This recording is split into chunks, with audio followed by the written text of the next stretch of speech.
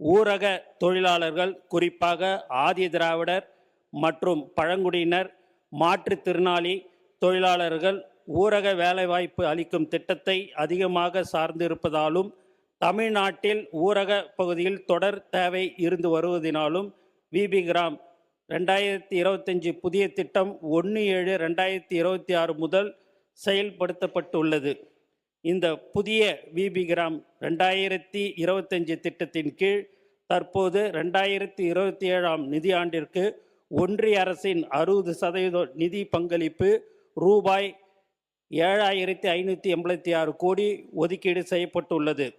மாண்புமிகு தமிழ்நாடு முதலமைச்சர் அவர்களின் உத்தரவுப்படி தமிழ்நாடு அரசின் 40% நிதி பங்களிப்பான 5,057 கோடி உடனடியாக ஒதுக்கீடு செய்யப்பட்டுள்ளது. மொத்தம் ரூபாய் 12,643 கோடி நிதி ஒதுக்கீடு பெறப்பட்டுள்ளது. தொடர்ச்சியாக வேலை வழங்குவது உறுதி செய்யப்படும் என்ற விவரம் தெரிவித்துக் கொள்ளப்படுகிறது. இந்த வாயிலாக உறுப்பினர் எஸ் கிருஷ்ணமூர்த்தி.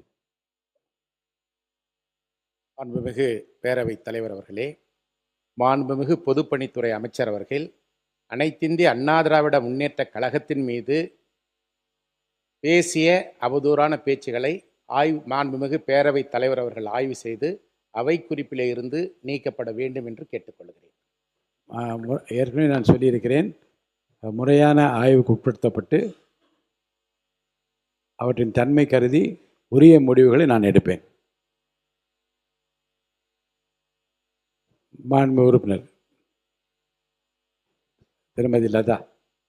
நான் நாகை மாவட்டத்தில் இருக்கக்கூடியதை மட்டும் சொல்லலை, தமிழ்நாடு முழுவதும் சொன்னங்கிறத அமைச்சர்கள் தெரிஞ்சுக்கணும் அப்படிங்கிறது. இன்னொன்று கோயில்பத்தில் இருக்கக்கூடிய அந்த ஆசியாவிலேயே ஒரு பெரிய கிடங்கு தான், இல்லைன்னு சொல்லலை.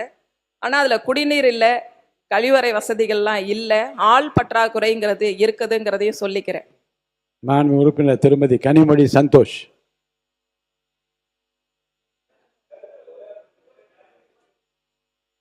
மாண்பு உறுப்பினர் மாரிமுத்து.